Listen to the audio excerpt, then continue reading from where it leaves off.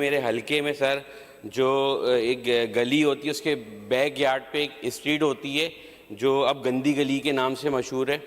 Sir आप यकीन करें, चाहे सॉलिड वेस्ट का हो, उसमें कचरा पड़ा हुआ हो, चाहे वाटर एंड सेवरेज बोर्ड हो, कोई भी उस गली को ओन करने के लिए तैयार नहीं है।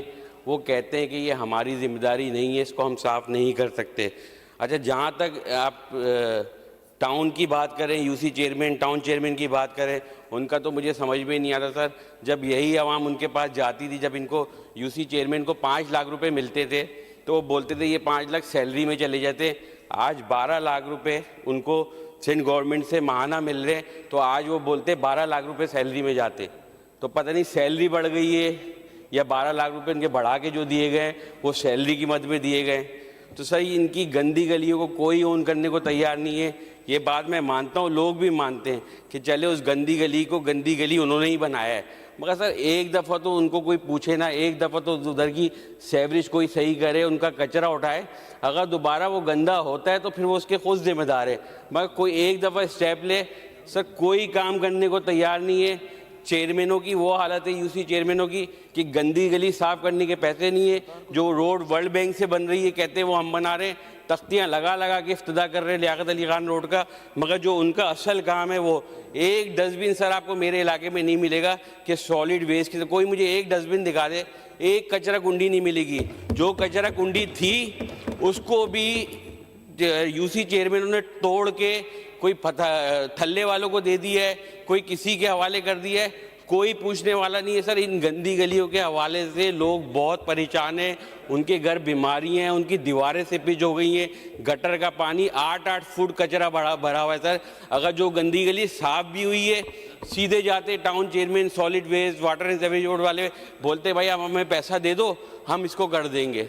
और जहाँ पैसा नहीं मांग होता है तो ये करते ही नहीं है काम। सर खुदारा उस गंदी गलियों के मैटर को देखें, सॉलिड वेस्ट वालों को बोलें अपनी ड्यूटी सही से करें, ना घर से कचरा उठाने आते हैं। वही जो आज से 6 महीना पहले ये बात बोली थी कि प्राइवेट लोग कचरा उठाते हैं, 200-300 रुपये माहाना वो लेते ठेकेदार जिनको इन्होंने कॉन्ट्रैक्ट दिए हुए।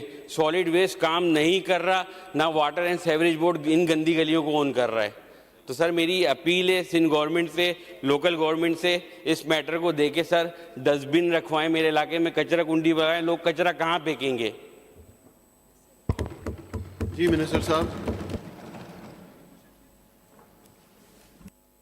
बिस्मिल्लाहिर्रहमानिर्रहीम, शुक्रिया सर। ज़ाहिर है ये कॉल अटेंशन नोटिस हमारे दोस्त लेकर आए हैं और मिनिस्टर साहब किसी अपॉइंटमेंट की वजह से, अपनी मसरूफियत की वजह से वहाँ पे नहीं है। सर मैं मौजूद एमपीए साहब की इस बात से मैं शक नहीं करूँगा कि हो सकता है कि कोई गली ऐसी हो जिसमें कचरा मौजूद हो और इनकी अगर शिकायत है सॉलिड वेस्ट मैनेजमेंट से तो हो सकता है कि इनकी शिकायत भी ठीक हो, इसमें कोई मुझे वो नहीं है। डेफिनेटली इससे पहले सॉलिड वेस्ट मैनेजमेंट नहीं थी। हुकूमत सिंध ने अरबों रुपए खर्च करके इंटरनेशनल कंपनीज को यहाँ पे लेकर आके कराची के हर इलाके में सॉलिड वेस्ट मैनेजमेंट को फ़ाल किया है। और जो कराची शहर जो कि सड़कों पे विजिबिलिटी होती थी कचरों की और जिस तरह सड़कों पे सारी चीज़ों की होती थी, अब वो चीज़ नहीं है। अब कचरा बहुत बड़ी तादाद में उठ भी रहा है और कचरा जो है वो लैंडफिल साइट तक जा भी रहा है, जिसकी मैकेनिज्म भी मौजूद है। अगर इनका किसी इलाके में है एतराज़ तो डेफिनेटली हम नोट करके वो कह देंगे कि जी उस इलाके को ख्याल किया जाए। सेकेंड पॉइंट ये, मेरे दोस्त ने कहा जी 12-12 लाख रुपए यूसी को मिल रहे हैं। यस, हुकूमत सिंध ने जो तमाम यूसीज को पहले 5 लाख रुपए मिलते थे, अब सिंध भर की हर यूसी को 12-12 लाख रुपए, 7 लाख रुपए बढ़ा के दिए हैं।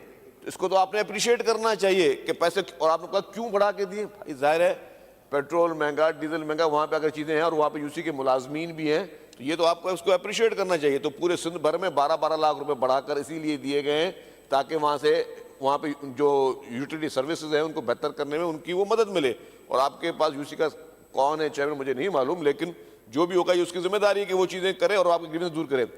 तीसरी बात, इसलिए हमने पहले भी आपको कहा था भाई कि आप यूसी के सिस्टम पर आप एतराज़ उठा रहे हैं, सब चीज़ें कर रहे हैं। आपकी पार्टी को चाहिए था कि आप उस बलदियाती इंतखाबात का बायकाट नहीं करते।